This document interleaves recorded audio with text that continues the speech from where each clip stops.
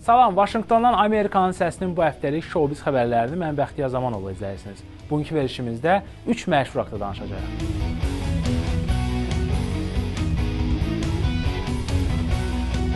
Müğənni Beyoncé-ni video oyun şirkəti məhkəməyə verib.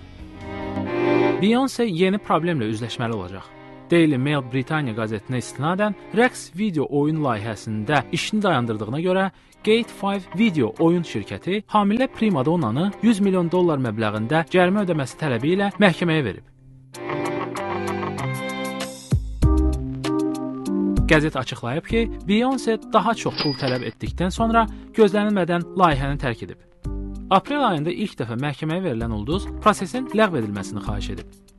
Lakin Manhattanın Ali Məhkəməsi Gate 5 şirkətinin şikayətinə mülki məhkəmədə baxılmasına dair qərar çıxarıb.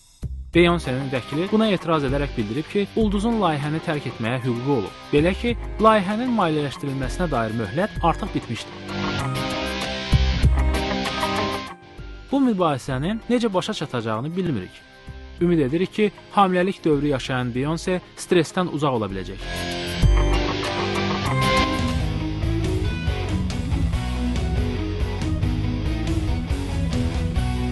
...42 yaşlı Jennifer Lopez, Mark Anthony'dən ayrıldıqdan sonra 24 yaşlı oğlanla görüşməyə başlayıb. Əslində 42 yaşla 24 yaş arasında elə böyük fərq yoxdur. Sadəcə rəqəmlərin yeri fərqlidir və salam.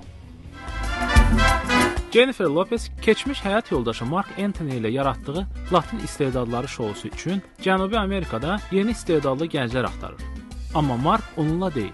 Ola bilsin ki, Jennifer Lopez tək olmadığı üçün Mark onun yanında deyil.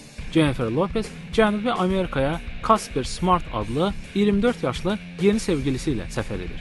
Keçən ay Markla Jennifer Porto Rico'da bərabər şou üzərində işləsə də, onların arasında gərgin mübahisə baş verib. Yəqin ki, Mark səfərini də buna görə ləğv edir və Jennifer ilə əməkdaşlığı tam dayandırıb. Məlumatda deyilir ki, Jennifer uşaqları Max və Emily ilə Mərakeşə səyahət edərkən sevgilisi Casperi də özü ilə aparıb və bu, Markı hövsələdən çıxarıb. Amma görünür ki, 42 yaşlı müğənni özünün bu yeni oyuncağını çox sevir. Ona görə ki, onu özü ilə sonuncu dəfə Çilidə, Santiago şəhərinə aparmışdı.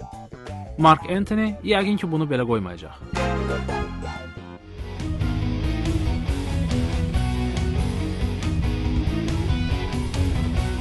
Jennifer Aniston hər dövrün ən seksual qadını elan edilib.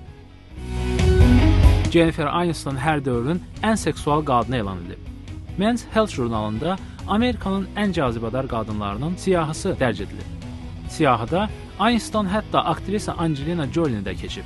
Belə ki, aktrisa Angelina Jolie siyahıda oyuncudur. Məqalədə deyilir ki, Jennifer Anistonun komikliyi onu cazibədar göstərir. Bundan başqa Friends filminin ulduzu sadədir və sadə insanlarla öz dillərində danışır. Jennifer'dən kimin ən seksual qadın olduğunu soruşduqda isə aktrisa Gloria Steinem'in adını çəkib.